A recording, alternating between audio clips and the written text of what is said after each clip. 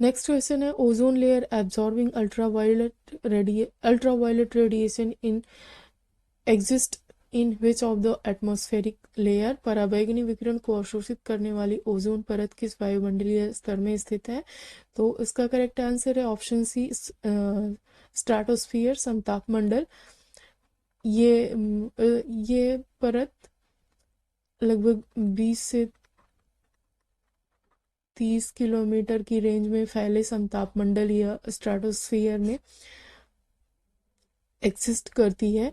और ये सूरज से आने वाली अल्ट्रावायलेट हार्मफुल अल्ट्रावायलेट रेडिएशंस को ओजोन स्ट्रेटोस्फियर में ही एब्जॉर्ब कर लेती है और वो अर्थ पर बहुत कम क्वांटिटी में आ पाते हैं, जिससे अर्थ पर पाए जाने वाले living organism plus non living monuments and other objects को ये प्रोटेक्ट करता है हार्मफुल अल्ट्रावायलेट रेज से। तो इसका करेक्ट आंसर है option C, stratosphere. Next question देखते हैं। Which of the following cities of Uttar Pradesh is not included in the venue for 11 meetings up to 100 sessions of G20 during India's presidency in grouping? Uttar Pradesh के निम्नलिखित शहरों में से कौन सा शहर भारत की अध्यक्षता के दौरान G20 के 200 सत्रों में से 11 बैठकों के लिए स्थल के रूप में शामिल नहीं है? करेक्ट आंसर इसका है ऑप्शन जी, कानपुर। ये बाकी के तीनों जो सिटीज़ हैं वो रिकॉग्नाइज की गई थी वेन्यूज़ के रूप में, और इस तरह से इसका करेक्ट आंसर ऑप्शन सी है। नेक्स्ट क्वेश्चन है The Constitution of India initially permitted the use of English language for all official purposes for period of। भारतीय संविधान ने प्रारंभ में किस अवधि के लिए सभी सरकारी उद्देश्यों हेतु अंग्रेजी भाषा में उपयोग के लिए अनुमति प्रदान की थी? तो इसका करेक्ट आंसर है option D, as per article 343, जो कि ऑफिशियल लैंग्वेज से रिलेटेड है। इसका करेक्ट आंसर ऑप्शन डी है। और इसी आर्टिकल के तहत पार्लियामेंट को पावर दिया गया था कि अगर वो आगे ज़रूरी समझे तो इस प्रोविज़न को आगे बढ़ा सकती है, आगे भी कंटिन्यू कर सकती है। यानी देवनागरी लिपि में हिंदी के साथ साथ इंग्लिश लैंग्वेज को भी as a official language continue कर सकती है। तो इस चीज़ को रिकॉग्नाइज करते हुए और साउदर्न स्टेट्स की डिमांड पर 1963 में इंडियन पार्लियामेंट ने official language act, the official languages act 1963 को इनेक्ट किया था। और इसके प्रोविजंस के अकॉर्डिंग आज भी इंग्लिश लैंग्वेज यूनियन गवर्नमेंट की एज ऑफिशियल लैंग्वेज रिकॉग्नाइज्ड है। तो उसका करेक्ट आंसर ऑप्शन डी है। आगे हम बढ़ते हैं, नेक्स्ट क्वेश्चन देखते हैं। The NISAR satellite is jointly developed by which of the following organisation? Friends, NISAR NASA ISRO synthetic aperture radar या निसार नासा और इसरो का एक जॉइंट वेंचर है, और इसका मेन पर्पस है अर्थ सरफेस की मैपिंग कॉम्प्रिहेंसिवली करना। इसके लिए ये डिफरेंट डायनेमिक्स को माइंड में रखते हुए अर्थ सरफेस का स्पैटियल और टेम्पोरल डेटा प्रोवाइड करेगा। और माना जा रहा है कि ये 12 दिन एक्टिवेट होने के 12 दिन के अंदर ही ये पूरी अर्थ सरफेस की मैपिंग कर लेगा। तो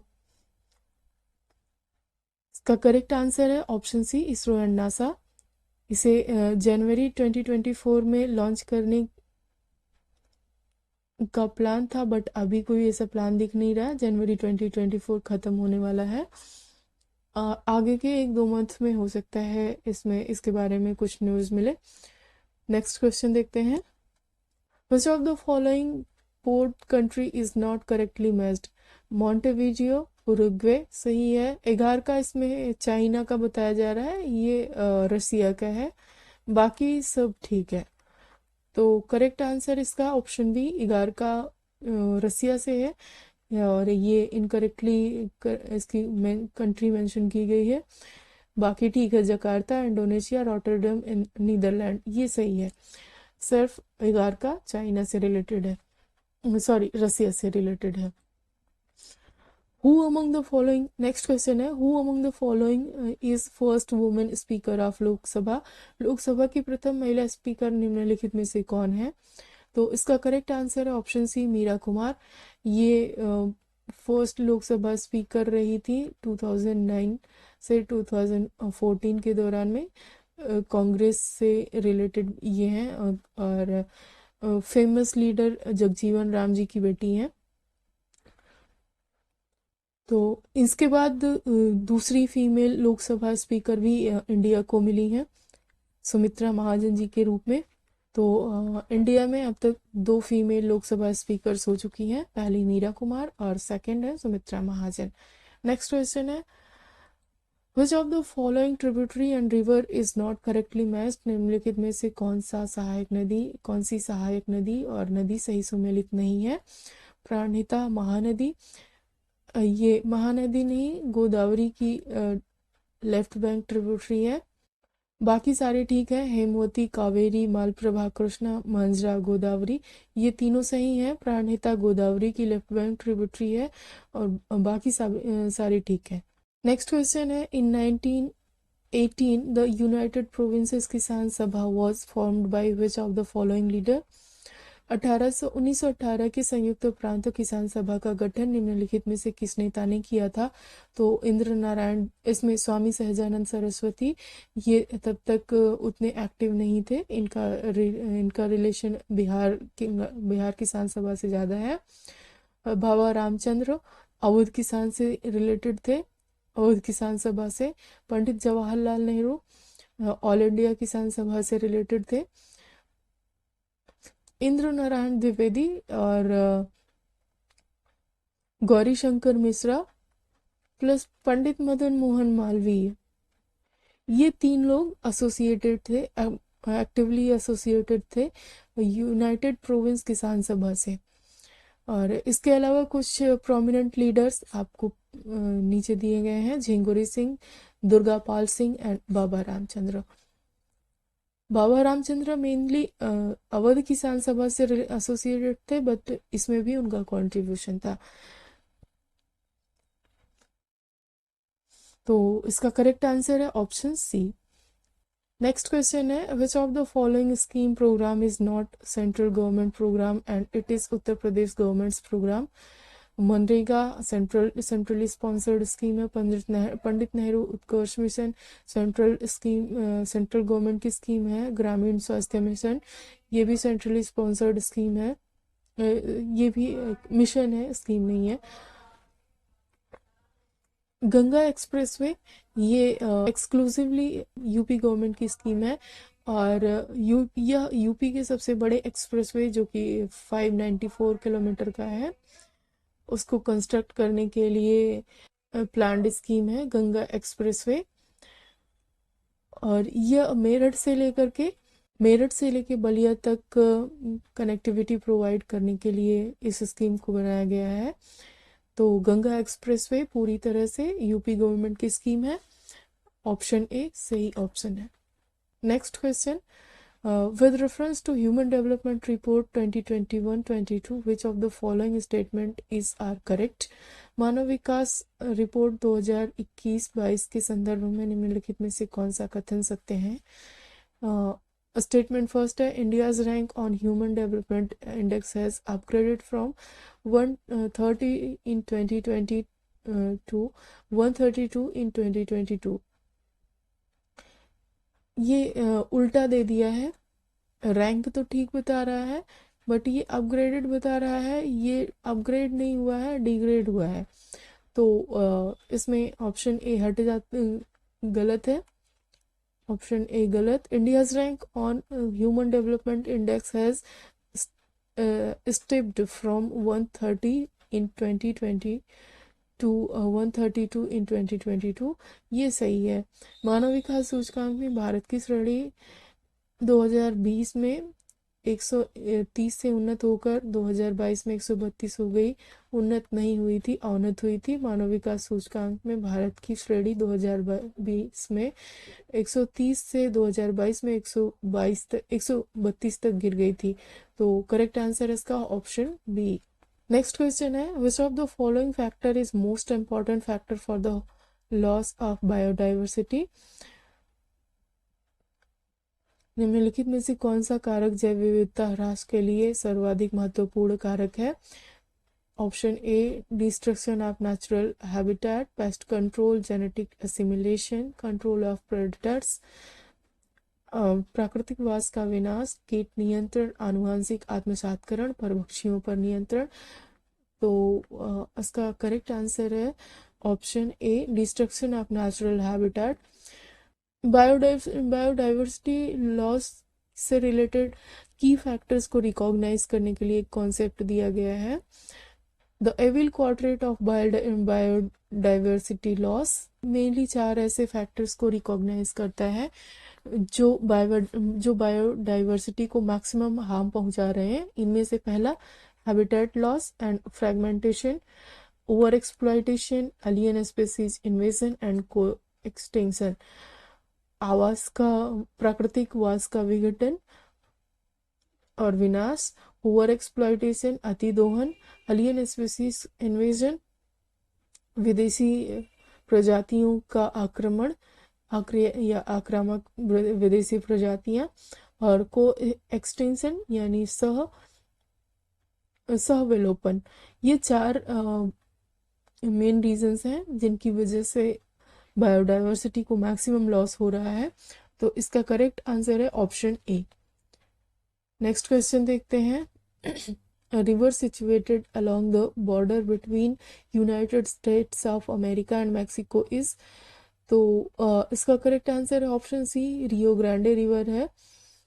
और ये काफ़ी इनफेमस रिवर है बिकॉज यहाँ से इलीगल माइग्रेशन काफ़ी ज़्यादा यूएसए के अंदर होता है, और यहाँ पे इलीगल माइग्रेशन होने की वजह से यहाँ पे एट्रोसिटीज़ भी काफ़ी ज़्यादा है इलीगल माइग्रेंट्स के अगेंस्ट में। यूएसए की police force, USA security forces and Mexican security forces के थ्रू। तो एक काफ़ी इनफेमस रिवर मानी जाती है इलीगल माइग्रेशन को शो करने के लिए। अभी आपने एक मूवी देखी थी डंकी रूट से रिलेटेड कोई मूवी थी, शायद उसका नाम ही डंकी था। तो डंकी रूट में ये रिवर एक एक की पॉइंट माना जाता है। तो इसका करेक्ट आंसर है option C, Rio Grande. Next question देखते हैं, Which of the following statement is correct? Ramganga river join the Ganga at Kannauj, सही है ये। River Betwa joins Yamuna at river Betwa joins the Yamuna near Prayagraj. Betwa Yamuna को प्रयागराज के पास में ज्वाइन करती है, और रामगंगा नदी कन्नौज के पास गंगा नदी में मिलती है। ऑप्शन ए तो ठीक है, गंगा नदी से यह कन्नौज में रामगंगा मिलती है, लेकिन रिवर बेतवा ये यमुना को प्रयागराज में नहीं ललितपुर में ज्वाइन करती है। प्रयागराज में यमुना गंगा को ज्वाइन करती है, और यमुना को बेतवा ललितपुर में ज्वाइन करती है। तो इसका तो ये दूसरा स्टेटमेंट इनकरेक्ट हो गया, तो इसका करेक्ट आंसर है ऑप्शन ए। नेक्स्ट क्वेश्चन है, बजट रिलेटेड है। Which statement is true for finance sector fiscal management in Union Budget 2023? केंद्रीय बजट 2022-23 में वित्तीय क्षेत्र में प्रबंधन के लिए कौन सा वाक्य सही है? Fiscal deficit of 3.5% of GSDP allowed for the states. GSDP का 3.5% राजकोषीय घाटे की राज्यों को अनुमति है, ये सही ऑप्शन है। बाकी सारे के सारे गलत ऑप्शंस हैं। इसमें 3% यूजुअली अलाउड है, और 0.5% जो है ये परफॉर्मेंस बेस्ड है। और अगर कैपिटल इन्वेस्टमेंट के लिए लिया जा रहा है किसी भी स्टेट के द्वारा लोन, तो 0.5% डेफिसिट को इंक्रीज करने की एक्स्ट्रा विंडो दी गई है। तो इसका करेक्ट आंसर है ऑप्शन ए। नेक्स्ट क्वेश्चन है, which of the following is not part of article 20 of the constitution of India? निम्नलिखित में से कौन भारतीय संविधान के अनुच्छेद 20 का हिस्सा नहीं है? A. double jeopardy clause, ex post facto law, provision against torture and provision against self incrimination, दोहरे दंड की धारा, कायत्तर विधि, यातना के विरुद्ध निषेध और स्वयं अपने विरुद्ध साक्षी होने का निषेध। तो इसमें से ये तीनों मेंशन्ड है, double jeopardy class, x post facto law और प्रोहिबिशन अगेंस्ट सेल्फ इंक्रिमिनेशन, ये तीनों के तीनों मेंशन्ड है। प्रोहिबिशन अगेंस्ट टॉर्चर नहीं मेंशन्ड है, तो करेक्ट आंसर है इसका ऑप्शन सी। इसमें इन तीनों का मतलब क्या है? डबल जियोपार्डी क्लॉज का मतलब ये है कि एक ही क्राइम के लिए, एक ही पर्सन को एक ही क्राइम के लिए दो बार पनिश नहीं किया जाएगा, मिनिमम एक ही पनिशमेंट होगी उसके लिए, सॉरी मैक्सिमम एक ही पनिशमेंट होगी उसके लिए। एक्स पोस्ट फैक्टो लॉ कहता है कि कोई भी क्रिमिनल लॉ जिस दिन इनेक्ट हुआ है उसके पहले के किए गए क्राइम पर ये एप्लीकेबल नहीं होगा। ये सिर्फ क्रिमिनल लॉ की बात कर रहा है, सिविल लॉ के लिए ये वाला क्लॉज एप्लीकेबल नहीं है, एक्स पोस्ट फैक्टो लॉ। तो आर्टिकल 20 सिर्फ क्रिमिनल लॉ को डील कर रहा है।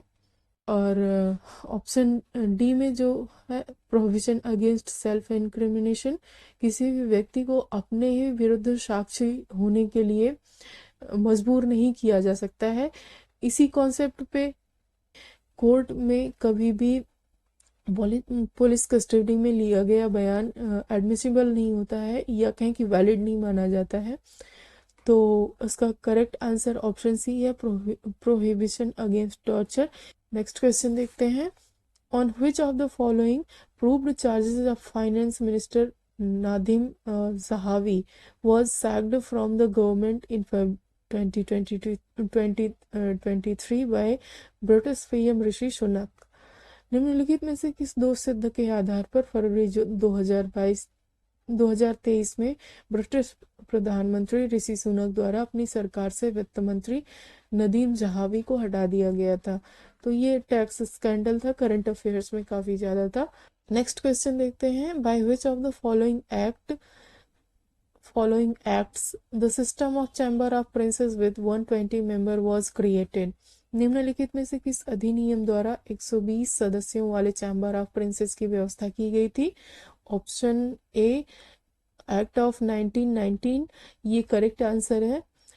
ये चैम्बर ऑफ प्रिंसेस एग्जिस्टेंस में 1920 में आया हुआ था, और इसमें इनिशियली 120 मेंबर्स थे। इसका मेन पर्पस था जो प्रिंसली स्टेट्स के रूलर्स हैं, प्रिंसली स्टेट्स के रूलर्स को एक फोरम प्रोवाइड करना, सो दैट वो अपनी कलेक्टिव वॉइस को रेज कर सकें और पॉलिटिकली एक दूसरे के साथ एंगेज कर सकें, कोऑर्डिनेट कर सकें। तो 1920 में एग्जिस्टेंस में आई इस बॉडी को नरेंद्र मंडल भी कहा जाता है। इसके जो रिप्रेजेंटेटिव्स होते थे उसमें जो इम्पोर्टेंट प्रिंसली स्टेट्स थे उनके रिप्रेजेंटेटिव्स डायरेक्ट रिप्रेजेंटेटिव्स होते थे, और कुछ इनसिग्निफिकेंट जो प्रिंसली स्टेट्स हुआ करते थे उनके कंबाइंड रिप्रेजेंटेटिव्स हुआ करते थे, यानी 4 5 6 प्रिंसली स्टेट्स के कोई एक रिप्रेजेंटेटिव होंगे। तो इसका मेन पर्पस वैसे तो बताया गया था कि प्रिंसली स्टेट्स को एक फोरम प्रोवाइड करना है, सो दैट वो ब्रिटिश क्राउन या ब्रिटिश गवर्नमेंट के साथ में कम्युनिकेशन इस्टेब्लिश कर सकें और अपने पॉलिटिकल डिसेंट, पॉलिटिकल वॉइस को रेस कर सकें। बट इसके पीछे का जो हिडन पर्पस था वो प्रिंसली स्टेट्स में जो डेमोक्रेसी के लिए या फ्रीडम मूवमेंट जो स्ट्रॉन्ग हो जा रहा था उसको क्रश करने के लिए या उसको एक तरीके से दबाने के लिए इस नरेंद्र मंडल का यूज किया जाए, इस नरेंद्र मंडल को एग्जिस्टेंस में लाया गया था। तो नेक्स्ट क्वेश्चन देखते हैं, which of the following union budget departments 2023-24 allocation amount approximately in rupee is correctly matched? निम्नलिखित में से कौन एक केंद्रीय बजट विभाग 2023-24 अनुमानित आवंटित राशि सही सुमेलित है।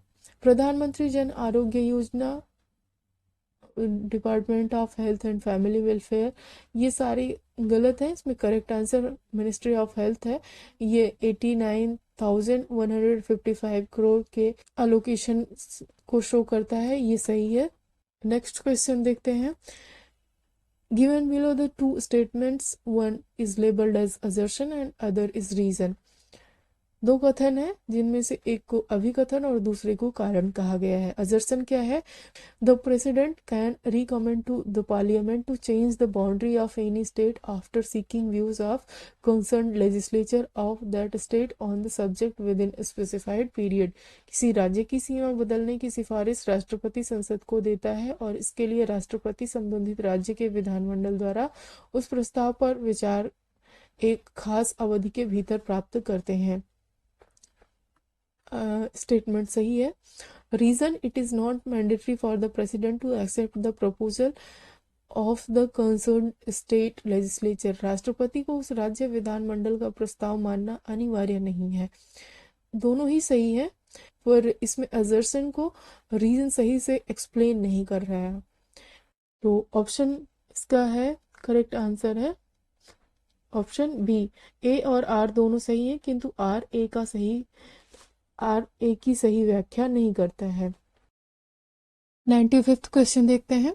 With reference to posts in secretariat of the parliament which of the following statements is are correct.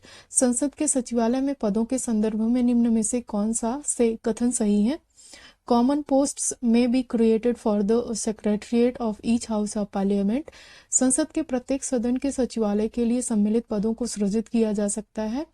दूसरा स्टेटमेंट है, the parliament has right to regulate the service conditions of secretariat staff of each house of either house of it. संसद को अपने किसी भी सदन के सचिवालय स्टाफ की सेवा शर्तों को विनियमित करने का अधिकार होता है। तो एज पर आर्टिकल 98 ये दोनों ही स्टेटमेंट्स सही हैं। और आर्टिकल 98 सेक्रेटरीट से रिलेटेड है।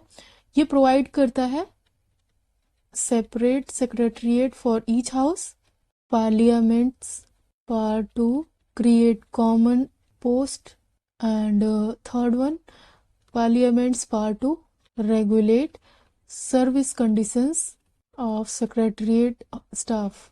तो ये दोनों ही स्टेटमेंट सही है। और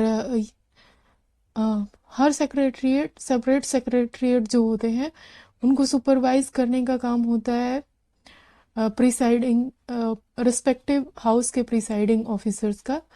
लाइक अगर राज्यसभा की सेक्रेटरीट है तो राज्यसभा में presiding officer Rajya Sabha chairman,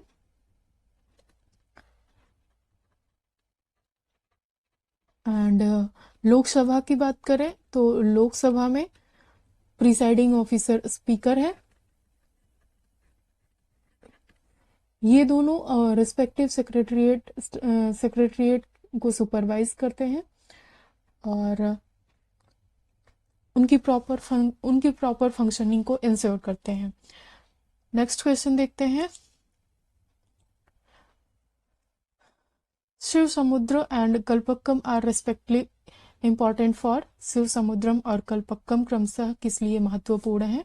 hydel power and nuclear energy. तो शिव समुद्रम कावेरी रिवर बेसिन में कर्नाटका में है, और न्यूक्लियर एनर्जी कल्पक्कम है, ये तमिलनाडु में न्यूक्लियर एनर्जी सेंटर है। और ये इंडिया का पहला इंडिजीनियस न्यूक्लियर पावर स्टेशन है जो पूरी तरह से इंडिजीनियस है और थोरियम बेस्ड फ्यूल को यूज करता है, ना कि यूरेनियम बेस्ड फ्यूल को। लास्ट ईयर ये काफ़ी ज़्यादा न्यूज़ में इस वजह से था कि ऐसे कुछ रिपोर्ट्स आई थी जिसमें बताया गया था नॉर्थ कोरिया ने इस कल्पक्कम न्यूक्लियर एनर्जी स्टेशन को कुछ देर के लिए इस स्टेशन की वेबसाइट को कुछ देर के लिए हैक कर लिया था। तो इसका सही आंसर है option A, hydel power and nuclear energy, जल शक्ति और नाभिकीय ऊर्जा। नेक्स्ट क्वेश्चन देखते हैं। क्वेश्चन नंबर 97 है, with reference to union finance commission which of the following statements is are correct. संघ के वित्त आयोग के संदर्भ में निम्न में से कौन सा या से कथन सही है। पहला स्टेटमेंट है, finance commission has a chairman and 6 members. ये नंबर गलत है, ऐसा नंबर्स का कोई भी प्रोविजन नहीं है। वित्त आयोग के एक अध्यक्ष तथा 6 सदस्य होते हैं, ऐसा कोई प्रोविजन नहीं है। It submits its report to the NITI Aayog, नहीं ये भी गलत है, क्योंकि ये अपनी रिपोर्ट प्रेसिडेंट को सबमिट करता है। एज पर आर्टिकल 280 प्रेसिडेंट हर 5वें साल पे या जब भी वो जरूरी समझे एक फाइनेंस कमीशन को कॉन्स्टिट्यूट करेगा और वही डिसाइड करेगा कि इसके कितने चेयरमैन और इसके चेयरमैन कौन होंगे और मेंबर्स कौन कौन होंगे, कितने मेंबर्स होंगे। दूसरा, आर्टिकल 28 के अंदर ही फाइनेंस कमीशन अपनी रिपोर्ट को प्रेसिडेंट को सबमिट करेगा और as per article 281 president submit की फाइनेंस कमीशन द्वारा रिसीव की गई रिपोर्ट को फिर पार्लियामेंट के सामने डिस्कशन के लिए रखेगा और पार्लियामेंट इस पर डिस्कस करेगा। तो इसमें दोनों ही स्टेटमेंट गलत हैं, यह अपनी रिपोर्ट नीति आयोग को नहीं देता है। दूसरा, मेंबर्स के बारे में और चेयरमैन के बारे में, चेयरमैन की एलिजिबिलिटी, मेंबर्स के नंबर्स, इन सब के बारे में कॉन्स्टिट्यूशन में कोई भी प्रोविज़न नहीं है। तो इसका करेक्ट आंसर हुआ ऑप्शन सी, ना ही पहला ना ही दूसरा, दोनों कथन गलत है। नेक्स्ट क्वेश्चन है करंट अफेयर बेस्ड है। In February 2023, India's biggest helicopter manufacturing plant was inaugurated in which one of the following places? फरवरी 2023 में भारत में सबसे बड़े हेलीकॉप्टर निर्माण संयंत्र का उद्घाटन निम्नलिखित में से किसमें किया गया था? तो इसका करेक्ट आंसर है तुमकुरू, कर्नाटका, ऑप्शन सी। ये भी करंट अफेयर्स बेस्ड क्वेश्चन है। 99th question, with reference to mineral resources which of the following statements is are correct? खनिज संपदा के संदर्भ में निम्नलिखित कथनों में से कौन सा से सही है? Lithiums inferred resources have been found in Reasi district of Jammu and Kashmir. Jammu और कश्मीर के रायसी जिले में लिथियम के अनुमानित संपदा भंडार मिले हैं, तो ये ऑप्शन सही है, ये स्टेटमेंट सही है। India is import dependent for many minerals like lithium, निकल एंड कोबाल्ट, ये भी स्टेटमेंट सही है। यहाँ पे इनफोर्ड रिसोर्सेज का मतलब क्या होता है? जीएसआई या जब भी कोई अथॉराइज्ड एक्सप्लोरेशन इंस्टीट्यूशन कहीं भी कोई एक्सप्लोरेशन करता है और उस टाइम पे अगर वो जो मिनरल्स उसे मिलते हैं, मिनरल्स के quality, quantity, mineral content etcetera के बारे में अगर वो श्योर नहीं है, उसके पास बहुत एग्जॉस्टिव डेटा नहीं है, तो ऐसी कंडीशन में माना जाता है कि वो रिसोर्सेज जो है इनफर्ड है, उन पे अभी और ज़्यादा एक्सप्लोरेशन की ज़रूरत है, डेटा की ज़रूरत है। तो lithium is inferred resources, lithiums inferred resources has been found in Reasi district, सही स्टेटमेंट है। और इसमें रिसोर्सेज को इनफर्ड, कन्फर्म, इन सब में डिसाइड किस लॉ के थ्रू किया जाता है? तो ये एक क्लासिफिकेशन है यूनाइटेड नेशंस की, United Nations international framework classification for reserve resources, solid fuel and mineral commodities of 1997, यूएनएफसी 1997। और इसके अकॉर्डिंग 4 स्टेजेस हैं एक्सप्लोरेशन के, किसी भी मिनरल डिपॉजिट के। पहला स्टेप है रिकॉनेसेंस, दूसरा है प्रीलिमिनरी एक्सप्लोरेशन, जो अभी लिथियम रिजर्व मिला है वो इसी कैटेगरी में है, अभी इसमें और फर्दर एक्सप्लोरेशन की ज़रूरत है। थर्ड है जनरल एक्सप्लोरेशन एंड फोर्थ है डिटेल्ड एक्सप्लोरेशन। तो इसमें अभी तो इसमें जीएसआई ने अभी 3rd स्टेज पर ही राइस डिस्ट्रिक्ट में इनफर्ड रिसोर्सेज को एक्सप्लोर किया हुआ है। तो ऑप्शन इसका करेक्ट आंसर होगा option B, both A and 2 दोनों ही सही हैं। नेक्स्ट क्वेश्चन देखते हैं, Which of the following provision is a part of both directive principles of state policy and fundamental duties? निम्नलिखित में से कौन सा प्रावधान नीति निर्देशक तत्वों तथा मौलिक कर्तव्यों दोनों का एक भाग है? तो चेक करते हैं। Participation of workers in management of industries, article 43 DPSP का भाग है। Protection of environment, article 48A and article 51A(G). Third option है guardians to provide opportunity for education of the children, 51A का पार्ट है ये, 51K। और uniform civil code, article 44, ये हो गया फंडामेंटल ड्यूटीज का पार्ट, ये है डीपीएसपी का पार्ट है। तो इस हिसाब से प्रोटेक्शन ऑफ एनवायरनमेंट सही है और इसे ऐड किया गया था 42nd कॉन्स्टिट्यूशनल अमेंडमेंट एक्ट के तहत, तो इसमें ऑप्शन बी सही है। नेक्स्ट क्वेश्चन देखते हैं, which of the following is not an economic activity? निम्नलिखित में से कौन सी आर्थिक क्रिया नहीं है? Option A voluntary social services, स्वैच्छिक समाज सेवा, ऑप्शन बी फार्मिंग, किसानी, खेती, option C transportation and D services. तो इसका करेक्ट आंसर है option A voluntary social services या स्वैच्छिक समाज सेवा, क्योंकि इनका मोटिव मॉनेटरी बेनिफिट नहीं है। तो ऑप्शन ए इसका करेक्ट आंसर है। नॉन इकोनॉमिक एक्टिविटीज वे एक्टिविटीज होती हैं जो पर्सनल सेटिस्फैक्शन के लिए की जाती हैं और इनका पर्पस मनी अर्न करना नहीं होता है बल्कि सोशल सर्विस होता है, लोगों की सेवा करना होता है। तो इसका correct answer option A. Next question देखते हैं, which of the following scheme is are related to Uttar Pradesh? निम्नलिखित में से कौन सी योजना या योजनाएं उत्तर प्रदेश से संबंधित है? अनूठी उपहार स्कीम वैक्सीनेशन, कोविड वैक्सीनेशन को प्रमोट करने के लिए है, और मातृशक्ति उद्यमिता स्कीम, ये स्कीम रिलेटेड है हरियाणा से, ये मैरिड वुमेन में एंटरप्रेन्योरशिप को प्रमोट करने के लिए है। और तीसरा है कौशल्य मातृत्व स्कीम, ये छत्तीसगढ़ का स्कीम, ये स्कीम रिलेटेड है हरियाणा से, ये मैरिड वुमेन में एंटरप्रेन्योरशिप को प्रमोट करने के लिए है। और तीसरा है कौशल्य मातृत्व स्कीम, ये छत्तीसगढ़ की स्कीम है, ये मैटरनिटी बेनिफिट से रिलेटेड स्कीम है। और फोर्थ है स्त्रीनिधि स्कीम, ये स्कीम तेलंगाना और आंध्र प्रदेश की स्कीम है। तो इसमें जो करेक्ट आंसर है ऑप्शन ए अनूठी उपहार स्कीम, ये सिर्फ यूपी की है, बाकी सारी की सारी अलग अलग स्टेट्स की हैं, यूपी की नहीं है।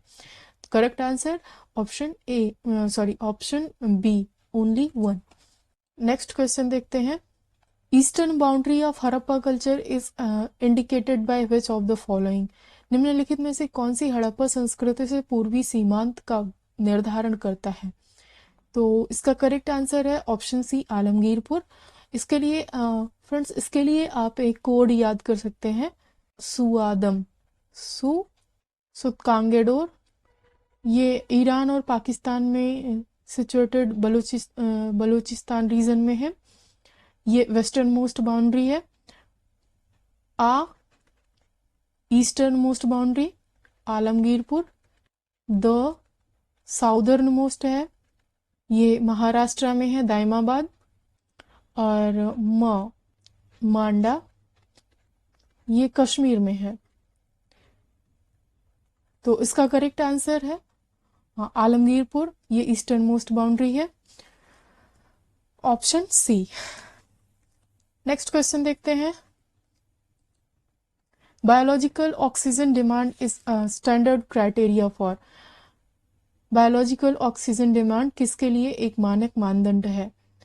ऑप्शन ए पोल्यूशन ऐसे इन एक्वेटिक इकोसिस्टम, ये ऑप्शन सही है।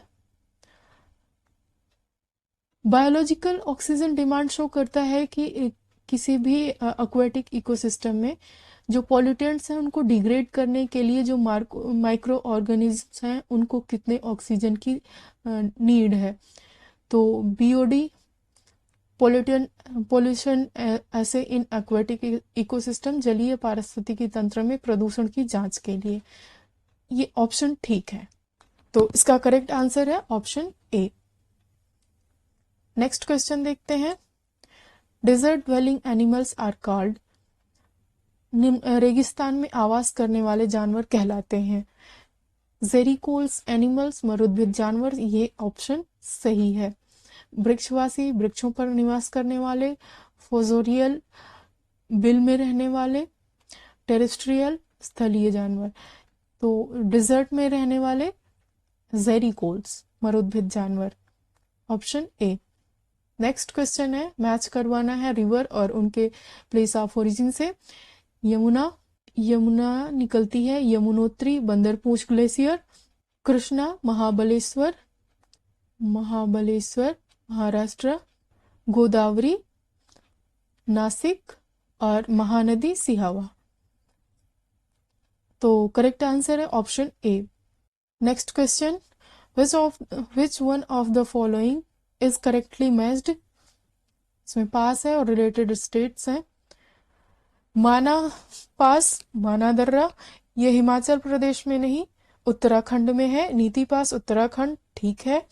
दिफू, ये लद्दाख में नहीं अरुणाचल प्रदेश में है। और अघाइल, ये अरुणाचल प्रदेश में नहीं लद्दाख में है। तो इसका करेक्ट आंसर है ऑप्शन बी, नीति। नेक्स्ट क्वेश्चन है, which among the following organizations were responsible for the throwing a bomb at Viceroy Lord Harding in Delhi? निम्नलिखित में से कौन सा संगठन दिल्ली में वायसराय लॉर्ड हार्डिंग पर बम फेंकने के लिए उत्तरदायी था? तो ये करेक्ट आंसर इसका अनुशीलन समिति है। इसी समिति का पार्ट होते हुए रास बिहारी बोस ने लॉर्ड हार्डिंग पर बम फेंका था। ये बम उन्होंने फेंका था 1912 में। और इसको फेंकने के पीछे रीज़न क्या था?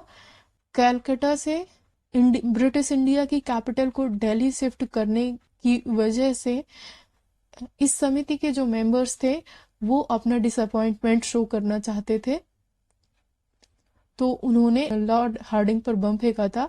और इसी बम कांड के बाद रास बिहारी बोस इंडिया को छोड़ करके जापान चले गए। तो करेक्ट आंसर इसका ऑप्शन ए। नेक्स्ट क्वेश्चन है, role of human resources in economic development, which of the following statements is are correct. आर्थिक विकास में मानव संसाधन का योगदान के संदर्भ में निम्नलिखित कथनों में से कौन सा या से सही है? पहला स्टेटमेंट है, effects of economic development on population growth, आर्थिक विकास का जनसंख्या वृद्धि पर प्रभाव। ये स्टेटमेंट ठीक है, बिकॉज इकोनॉमिक डेवलपमेंट जितना अच्छा होगा उतना ह्यूमन रिसोर्स डेवलपमेंट के लिए रिसोर्सेज को टारगेट किया जा सकेगा और उतनी ही अच्छी तरीके से पॉपुलेशन को मैनेज किया जा सकेगा। दूसरा है effect of population growth in economic development, ये भी ठीक है। अगर पॉपुलेशन ग्रोथ मैनेज्ड है तो इकोनॉमिक डेवलपमेंट भी मैनेज वे में होगा, सस्टेनेबल होगा। लेकिन अगर पॉपुलेशन ग्रोथ अनमैनेज्ड है, ये बहुत ज़्यादा किसी भी एक साइड में, चाहे वो ग्रोथ हो या रिसेशन हो, दोनों की साइड में अगर स्क्यूड हो जाती है तो ऐसी कंडीशन में इकोनॉमिक डेवलपमेंट जो होगा वो अनसस्टेनेबल डेवलपमेंट होगा। जैसा कि अभी आप चाइना में देख रहे हैं, चाइना में वन चाइल्ड पॉलिसी की वजह से वहाँ पे जो एल्डरली पॉपुलेशन है वो बढ़ती जा रही है, जिसकी वजह से प्रोजेक्शन है कि आने वाले कुछ टाइम में चाइना में रिसेशन की कंडीशंस काफ़ी प्रोमिनेंट हो जाएंगी। तो इसका करेक्ट आंसर है, दोनों ही स्टेटमेंट्स सही है। Effect of economic development on population growth ये भी सही है, और effect of population growth in economic development ये भी सही है। जनसंख्या वृद्धि पर आर्थिक विकास का प्रभाव, दोनों एक दूसरे को अफेक्ट करते रहते हैं। तो correct answer option D, both A and two are true. Next question देखते हैं। सस्टेनेबल डेवलपमेंट है और रिलेटेड सब्जेक्ट्स हैं। SDG 10 सस्टेनेबल डेवलपमेंट गोल 10 ये रिलेटेड है reduced inequalities. Option A match कर रहा है 3, ए के आगे 3। SDG 13 life below water, sorry climate action 1। 14 life below water, 4 and 15 life on land, ये हो गया सेकेंड। 3142 ऑप्शन सी इसका करेक्ट आंसर है, ऑप्शन सी। नेक्स्ट क्वेश्चन है which of the following pairs school of thought and proponents is correctly matched. Vaisheshika Patanjali गलत है, वैशेषिका के कणाद हैं ऋषि कणाद। न्याय गौतम सही है। मीमांसा के हैं जामिनी, मीमांसा को ही पूर्व मीमांसा बोलते हैं, तो इसके हैं जामिनी। और उत्तर मीमांसा कपिल मुनि बोल रहे हैं, इसके हैं शंकराचार्य। उत्तर मीमांसा या वेदांत एक ही है, और मीमांसा इसे ही पूर्व मीमांसा बोलते हैं। तो करेक्ट आंसर है इसका option B. Vaisheshika philosophy physical universe के एटॉमिक लेवल पर कॉम्पोजिशन से रिलेटेड है।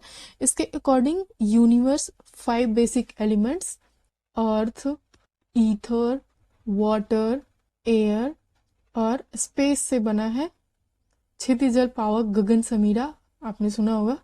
ये 5 एलिमेंट्स हैं जिनसे मिलकर के फिजिकल यूनिवर्स बना है, और इस यूनिवर्स को बनाने और उसे एटॉमिक लेवल पर डिस्ट्रक्ट करने का जो काम है, उसके पीछे की जो फोर्स है, उसे इस फिलॉसफी ने ब्राह्मण कहा है। एटम्स के सिंथेसिस और एलिमेंट्स के डिस्ट्रक्शन के पीछे की जो फोर्स है वो ब्रह्म है। यही फोर्स कॉन्शियसनेस को भी जन्म देती है। तो वैशेषिका फिलॉसफी के अकॉर्डिंग ब्रह्म अल्टीमेट अथॉरिटी है, जो एलिमेंट्स के सिंथेसिस और डिस्ट्रक्शन के पीछे की ड्राइविंग फोर्स है। न्याय फिलॉसफी के अकॉर्डिंग हर वो चीज़ जिसे लॉजिकल रीजनिंग और सेंसेस के एक्सपीरियंस के बेसिस पे नहीं समझा जा सकता है, वो नॉलेज इनवैलिड है। मीमांसा फिलॉसफी या इसे पूर्व मीमांसा भी कहते हैं, इसके अकॉर्डिंग नॉलेज को लॉजिकल रीजनिंग और एक्सपीरियंसेस के बेसिस पर समझा जा सकता है, लेकिन इस समझ से उपजी नॉलेज तभी वैलिड होगी जब इसको कुछ इम्पोर्टेंट रेफरेंसेस अप्रूव करें। तो इम्पोर्टेंट रेफरेंसेस के फॉर्म में इसने वेदास को सुप्रीम रेफरेंस माना हुआ है।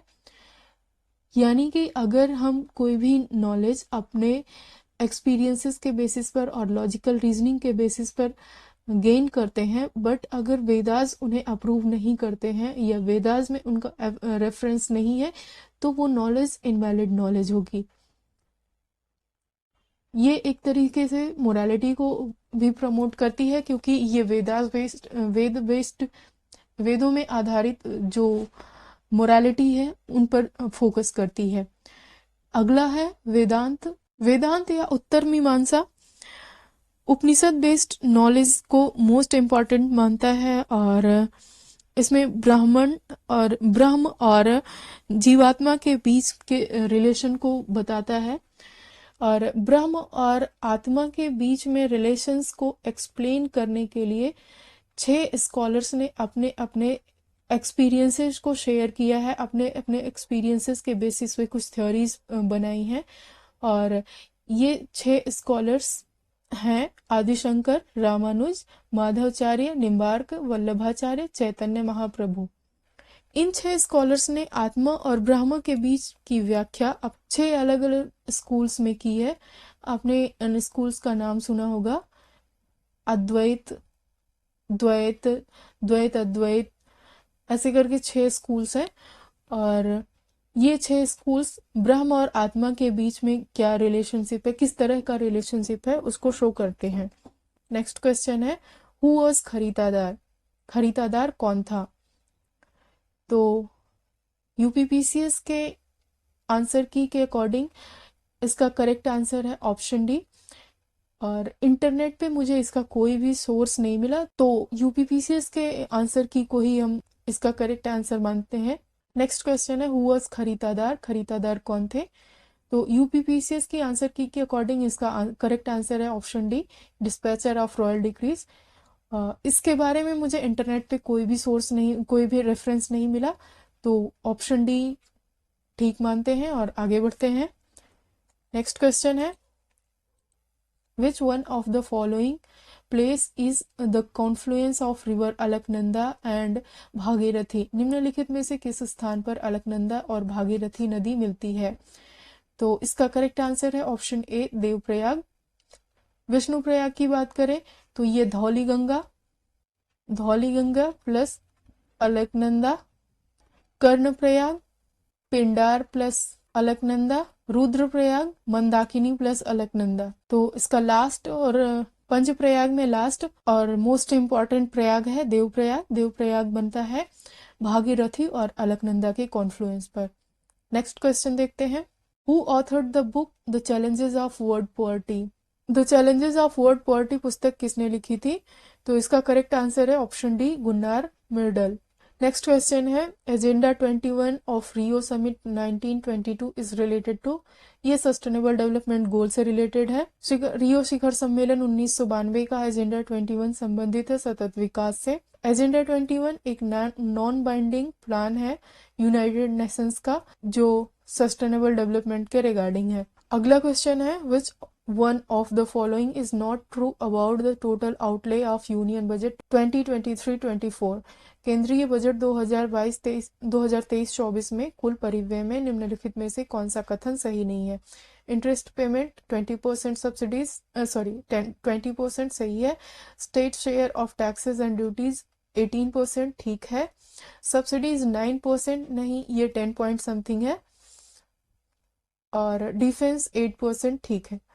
तो correct answer option C, subsidy. Next question है, when did the water prevention and control of pollution act was enacted? जल रोकथाम और प्रदूषण नियंत्रण अधिनियम को निम्नलिखित में से किस वर्ष बनाया गया था? तो इसका करेक्ट आंसर है 1974, वर्ष 1974 में, ऑप्शन सी। अगला क्वेश्चन है, human heart is made up of how many chambers? मानव हृदय कितने चैम्बर्स का बना होता है?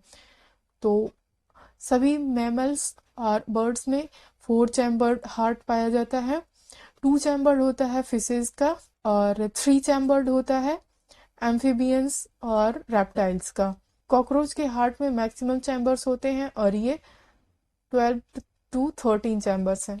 तो करेक्ट आंसर है इसका ऑप्शन ए। अगला क्वेश्चन है, which one of the following is the largest coal producing centre of Ukraine? निम्नलिखित में से यूक्रेन का सबसे बड़ा कोयला उत्पादक केंद्र कौन सा है? तो डोनेट्स है, डोनेट्स्क, ऑप्शन डी। अगला क्वेश्चन है, with reference to India G20 logo which of the following statements are correct? Bharat के G20 प्रतीक चिन्ह के संदर्भ में निम्नलिखित कथनों में से कौन सा सही है? The logo has lotus with 7 petals. प्रतीक चिन्ह में 7 पंखुड़ियों वाला कमल है, ठीक है। The 7 petals of logo represent 7 continents. प्रतीक चिन्ह की 7 पंखुड़ियां 7 महाद्वीपों का प्रतिनिधित्व करती हैं, दोनों ठीक है। इसकी थीम क्या है? वसुधैव कुटुंबकम। आपको बताना है कि वसुधैव कुटुंबकम का सोर्स क्या है, किस उपनिषद से ये थीम ली गई है। अगला क्वेश्चन है, with reference to Puranas which one of the following statement is correct? पुराणों के संदर्भ में निम्नलिखित कथनों में से कौन सा सही है? Information about Mauryan dynasty is found in Vishnu Puran, ठीक है। Vayu Puran throws light on Guptas governance system, ये भी ठीक है। वायु पुराण महाजनपदाज से लेकर के गुप्ता, मौर्य, इन सब के बारे में कुछ ना कुछ डिस्क्रिप्शन देता है, तो दोनों ही स्टेटमेंट्स ठीक है। ऑप्शन डी इसका करेक्ट आंसर है। अगला क्वेश्चन है, which of the following scorpion class submarine was commissioned into Indian navy in January 2023? निम्नलिखित में से किस स्कॉर्पियन श्रेणी की पनडुब्बी को जनवरी 2023 में भारतीय नौसेना में शामिल किया गया था? तो करेक्ट आंसर है इसका INS वागीर। ये फ्रांस की हेल्प से बनाई जा रही सबमरीन्स हैं और इसमें 6 सबमरीन्स को कमीशन किया जाना है, जिसमें से INS वागीर 6वीं थी। तो करेक्ट आंसर है इसका ऑप्शन सी, INS वागीर। अगला है, which of the following statement is not true regarding gram sabha? Gram सभा के संदर्भ में कौन सा कथन सही नहीं है? It has the power and function at the village level like state legislature has at the state level, ठीक है यह। Its power are determined by the central government, ये गलत है। कॉन्स्टिट्यूशन के अकॉर्डिंग इसकी पावर को डिटरमाइन करने का काम स्टेट लेजिस्लेचर का है। आर्टिकल 243 जी के अकॉर्डिंग इसके फंक्शंस, इसके पावर को डिटरमाइन करने का काम स्टेट गवर्नमेंट का है, ना कि सेंट्रल गवर्नमेंट का। It is a village assembly consisting of all registered voters in area of panchayat, ये ठीक है। तो ऑप्शन बी इसका करेक्ट आंसर है। आर्टिकल 243 जी के अनुसार स्टेट लेजिस्लेचर इसकी पावर को डिटरमाइन करती है। इसके अलावा कॉन्स्टिट्यूशन ने 29 पावर्स को स्पेसिफाई किया है जो ग्राम सभा के जुरिस्डिक्शन में आती हैं। अगला क्वेश्चन है, how many railway stations have been identified for the modernisation under Amrit Bharat station scheme in Uttar Pradesh as on February 2023? फरवरी 2023 तक उत्तर प्रदेश में अमृत भारत स्टेशन योजना के तहत आधुनिकीकरण के लिए कितने रेलवे स्टेशनों की पहचान की गई थी? तो ये करेक्ट आंसर है इसका ऑप्शन 149। यह स्कीम फरवरी 2023 में मिनिस्ट्री ऑफ रेलवे द्वारा लॉन्च की गई थी और इसका काम है 1309 स्टेशंस को, पूरी कंट्री में 1309 स्टेशंस को सेलेक्ट करना और उनका लोकल थीम्स के बेसिस पर रीडेवलपमेंट करना। वहाँ पे एनर्जी एफिशिएंसी, ग्रीन बिल्डिंग और environment sustainability, local culture etcetera को प्रमोट करना है। और इन 1309 स्टेशंस में से 149 स्टेशंस उत्तर प्रदेश से भी सेलेक्ट किए गए हैं। तो करेक्ट आंसर है इसका ऑप्शन डी। नेक्स्ट क्वेश्चन देखते हैं, among the following which country has declared to remove the British monarchy from its central bank currency notes on 2nd February 2023? 2 फरवरी 2023 को निम्नलिखित में से किस देश ने केंद्रीय बैंक के अपने करेंसी नोट से ब्रिटिश राजशाही को हटाने की घोषणा की थी? ये करंट में था, करंट अफेयर्स में। ऑस्ट्रेलिया इसका करेक्ट आंसर है। नेक्स्ट क्वेश्चन है, example of lotic ecosystem. Aquatic ecosystem में 2 तरह के इकोसिस्टम्स होते हैं, एक होता है लोटिक और दूसरा है लेंटिक।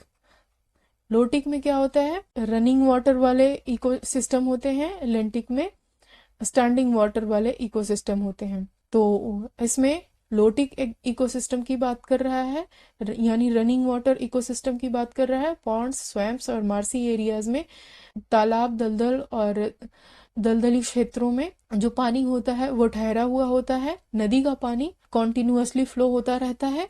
तो इसका करेक्ट आंसर है ऑप्शन सी। अगला है, which among the following is a constituent of natural silk? निम्नलिखित में से प्राकृतिक रेशम का एक घटक कौन सा है? नेचुरल सिल्क मेनली एक प्रोटीन पॉलीमर है और यह फाइब्रिन और सेरिसिन नाम के 2 प्रोटीन से मिलकर के बना है। और प्रोटीन के कॉन्स्टिट्यूएंट्स को अगर हम देखें तो प्रोटीन के कॉन्स्टिट्यूएंट्स में कार्बन, नाइट्रोजन, हाइड्रोजन, ऑक्सीजन और सल्फर, ये 5 कंपोनेंट्स इंपॉर्टेंट बेसिक कंपोनेंट्स होते हैं, बेसिक कॉन्स्टिट्यूएंट कंपोनेंट्स होते हैं। तो इन चारों ऑप्शंस में से पोटेशियम, मैग्नीशियम, फास्फोरस और नाइट्रोजन, इसमें से नाइट्रोजन मैच कर रहा है, तो करेक्ट आंसर इसका हुआ option C, nitrogen. Next question है, seaweeds are important source of, समुद्री शैवाल किसके महत्वपूर्ण स्रोत हैं? तो आयोडीन इसका करेक्ट आंसर है। आयोडीन सी वाटर में एक सॉल्यूट है और सीवीड्स, सी फूड्स में ये नेचुरली प्रेजेंट होता है। तो करेक्ट आंसर इसका हुआ ऑप्शन ए, आयोडीन। अगला है, with reference to the representation of Uttar Pradesh in parliament, which of the following statement is are correct? निम्नलिखित में से उत्तर प्रदेश के प्रतिनिधित्व के संदर्भ में, संसद में उत्तर प्रदेश के प्रतिनिधित्व के संदर्भ में निम्नलिखित कथनों में से कौन सा सही है? स्टेटमेंट पहला है, Uttar Pradesh has 31 seats allocated for Rajya Sabha, Rajya Sabha के लिए उत्तर प्रदेश को 31 सीटें आवंटित हैं, ठीक है। 80 members of Lok Sabha are elected from Uttar Pradesh, ये भी ठीक है। तो दोनों ऑप्शन इसके दोनों स्टेटमेंट सही है, ऑप्शन डी इसका करेक्ट आंसर हुआ। अगला क्वेश्चन है, which one of the following lake and country is not correctly matched? Maracaibo, Venezuela, Venezuela, Onega, Canada नहीं, ये रसिया का है। बाल्टिक सी बेसिन की ये एक इम्पॉर्टेंट लेक है, ये यूरोप की सेकेंड लार्जेस्ट लेक है, lake Onega. Michigan United States of America में ग्रेट लेक्स में से एक है, बैकाल रशिया में है। तो करेक्ट आंसर इसका option B, lake Onega Canada में नहीं, ये रसिया में है। अगला क्वेश्चन है, which of the following is not correctly matched? Iltutmish father of Raziya, ठीक है।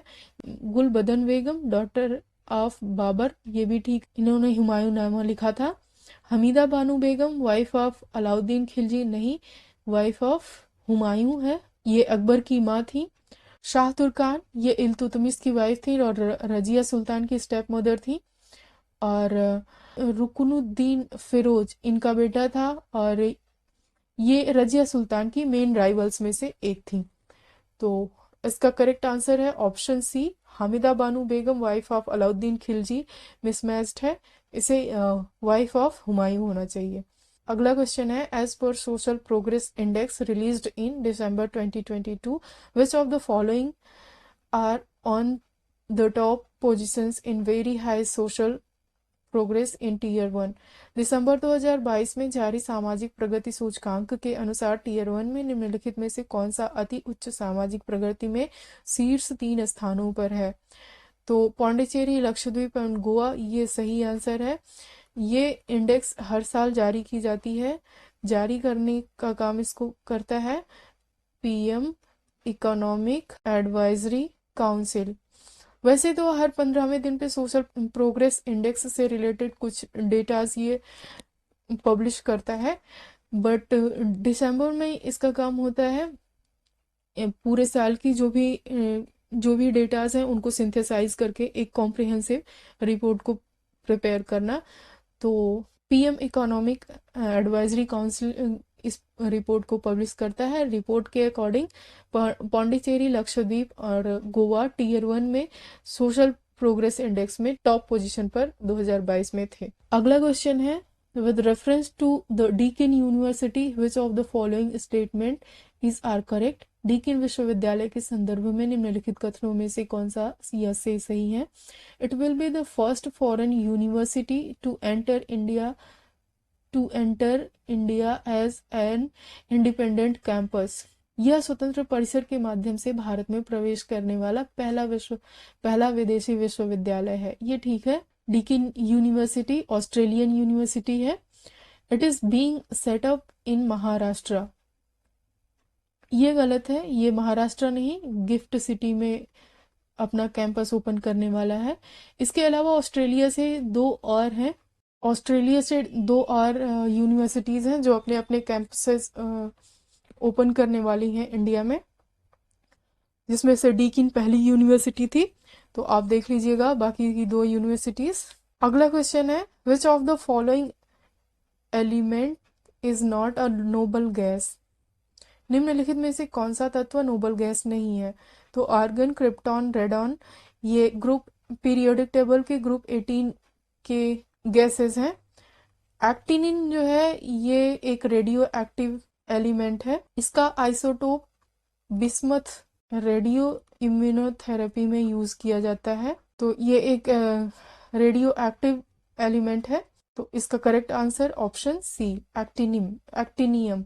यह नोबल गैस नहीं बल्कि एक रेडियो एक्टिव एलिमेंट है। नेक्स्ट क्वेश्चन है, who is the author of famous novel All the Lives We Never Lived, which received the Sahitya Academy Award 2022। साहित्य अकादमी पुरस्कार 2022 प्राप्त करने वाले प्रसिद्ध उपन्यास All the Lives We Never Lived के लेखक कौन है? तो अनुराधा रॉय सही ऑप्शन है इसका, ऑप्शन ए। नेक्स्ट क्वेश्चन है, with reference to the SEO film festival 2023 which of the following statement is are correct? SEO film महोत्सव 2023 के संदर्भ में निम्नलिखित कथनों में से कौन सा या से सही है? पहला है, the SEO film festival is being held during India's presidency of Shanghai corporation organization. ठीक है। SEO film festival will showcase the films from the SEO countries. SEO film महोत्सव में SEO देशों की फिल्में दिखाई जाएंगी, ये भी ठीक है। तो दोनों ही इसके करेक्ट आंसर है, दोनों ही स्टेटमेंट्स सही है, तो ऑप्शन सी इसका करेक्ट आंसर है। अगला क्वेश्चन है, who among the following has been named as the prime minister of New Zealand in January 2023। निम्नलिखित में से जनवरी 2023 में न्यूजीलैंड के प्रधानमंत्री के रूप में चुना गया है। तो जेसिंडा आर्डन ने रिजाइन किया था, उनकी जगह क्रिस हिपकिंस ने ली थी। तो करेक्ट आंसर इसका ऑप्शन डी। अगला क्वेश्चन है चरक संहिता के बारे में। Charak Samhita is divided into how many chapters and sections. Charak Samhita कितने अध्यायों और खंडों में विभाजित है? ऑप्शन बी इसका सही है, 120 चैप्टर और 8 सेक्शन। चरक संहिता बृहत्रयी का पार्ट है। बृहत्रयी में 3 ऐसी बुक्स को रखा गया है जो आयुर्वेद का बैकबोन मानी जाती हैं, और ये बुक्स हैं चरक संहिता, सुश्रुत संहिता और अष्टांग हृदयम। चरक संहिता चरक द्वारा कंपाइल की गई, सुश्रुत संहिता सुश्रुत द्वारा कंपाइल की गई और अष्टांग हृदयम वाग्भट्ट द्वारा कंपाइल की गई है। ये 3 बुक्स बृहत्रयी के नाम से जानी जाती हैं और ये आयुर्वेदिक मेडिसिन की बैकबोन मानी जाती हैं। तो तीनों ही बुक्स काफ़ी इंपॉर्टेंट है, इसके बारे में थोड़ी सी डिटेल से आप देख लीजिएगा, और इनका टाइम पीरियड, इनके ऑथर्स और इनमें मेंशन्ड सब्जेक्ट्स, इन सबको एक बार देख लीजिएगा। इसका करेक्ट आंसर है ऑप्शन बी, 120 चैप्टर और 8 सेक्शन। नेक्स्ट क्वेश्चन देखते हैं। First national centre for marine biodiversity of India is situated at. Bharat का प्रथम national centre for marine biodiversity park स्थित है, तो ये जामनगर गुजरात में है, करंट अफेयर्स में था। अगला क्वेश्चन देखते हैं, what caused wind to deflect towards left in southern hemisphere. दक्षिणी गोलार्ध में हवा का बाईं ओर विक्षेपित होने का क्या कारण है?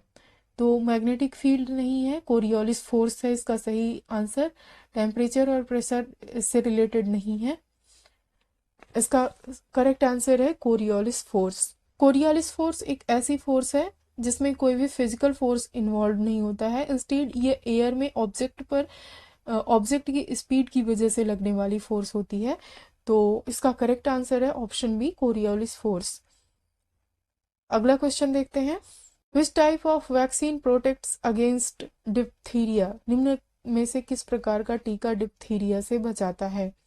तो यह एक टॉक्सॉइड वैक्सीन होती है। टॉक्सॉइड वैक्सीन ऐसी वैक्सीन्स होती हैं जिसमें बैक्टीरियल टॉक्सिन्स को हीट या केमिकल ट्रीटमेंट के बेसिस पे इसमें मॉडिफाई कर दिया जाता है।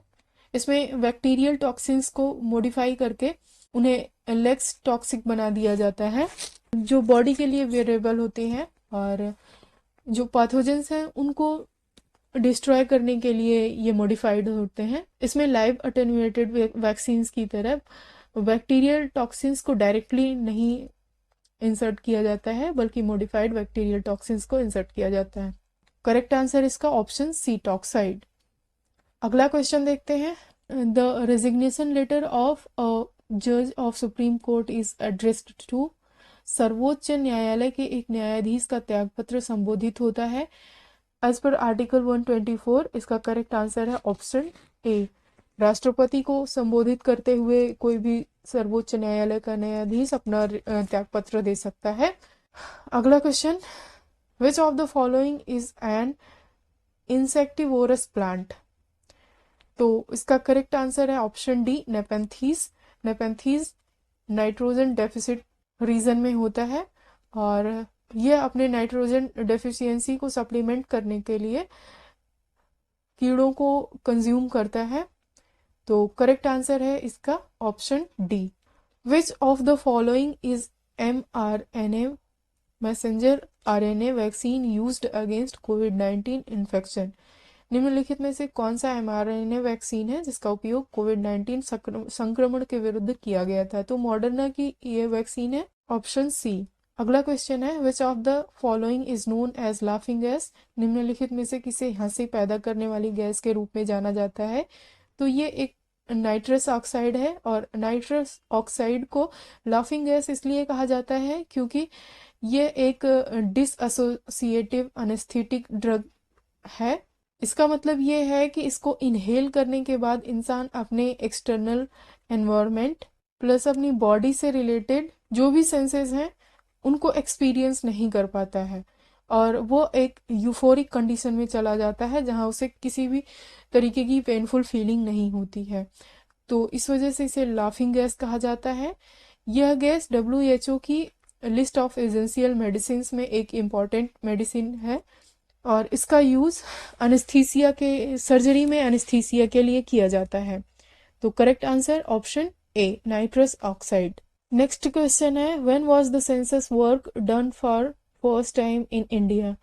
तो correct answer option 1871-72। Lord Mayo के टाइम पीरियड में था ये पहला सेंसस 1871-1872 में लॉर्ड मायो के टाइम पीरियड में और उसके बाद रेगुलर बेसिस पे लॉर्ड रिपन के टाइम पीरियड से 1881 से किया जा रहा है।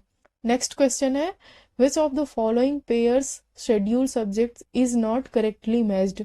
Third schedule form of oaths और अफर्मेशंस। तीसरी अनुसूची शपथ या प्रतिज्ञान के प्रारूप। सही है। 10th schedule provisions as to disqualification on ground of defection. दल परिवर्तन के आधार पर निरर्हता। सही है। 8th शेड्यूल इसमें ऑफिशियल लैंग्वेजेस हैं और 9th schedule allocation of seats in council of states, ये शेड्यूल 4 का पार्ट है। 9th शेड्यूल में सेंटर और स्टेट गवर्नमेंट के लॉज हैं जिनको जुडिशियल रिव्यू से बचाने के लिए इस शेड्यूल में रखा जाता है ताकि जुडिशरी इन पर ज़्यादा इंटरफेयर ना कर सके। बट केशवानंद भारती वर्डिक्ट के बाद 24 अप्रैल 1973 से जो भी 1973 के बाद जो भी लॉज बनाए गए हैं उन पर जुडिशरी उनका रिव्यू कर सकती है। तो इसका करेक्ट आंसर है option D, 9th schedule. 9th schedule में सेंटर स्टेट गवर्नमेंट के लॉज हैं जिनको जुडिशियल रिव्यू से बचाना जिनका पर्पस होता है। तो स्टेट्स की रिक्वेस्ट पे सेंटर उन्हें 9th शेड्यूल में रख देता है। अगला क्वेश्चन है, आर्कियोलॉजिकल साइट्स और उनकी प्रेजेंट लोकेशन को मैच करवाना है। नवासा है, नवासा महाराष्ट्र, ईसमपुर कर्नाटका, डिंडवाना राजस्थान और गुडियम तमिलनाडु। तो करेक्ट आंसर इसका है ऑप्शन सी। अगला क्वेश्चन है, who composed the golden globe award winning song Naatu Naatu. MM Keeravani इसके कंपोजर हैं और इसका म्यूजिक दिया था, इसके डायरेक्टर रहे थे SS राजामौली। अगला क्वेश्चन है, which one of the following place of revolt of 1857 and start of rebellion is not correctly matched। निम्नलिखित में से कौन एक 1857 के विद्रोह का स्थान और विद्रोह का आरंभ सही सुमेलित नहीं है। तो लखनऊ 4 जून 1857 सही है। झांसी 11 मई को नहीं, 5 जून। झांसी 5 जून को यहाँ पे रेबेलियन स्टार्ट हुआ था। रेबेलियन स्टार्ट किसने किया था? 12th बंगाल नेटिव इन्फेंट्री और 14th इरेगुलर कवलरी ने। मेरठ में 10 मई 1857, ठीक है, इसी दिन स्टार्ट ही हुआ था 1857 का विद्रोह। और बैरकपुर में 29 मार्च को मंगल पांडे ने रिवोल्ट किया था। तो इसका करेक्ट आंसर है ऑप्शन बी।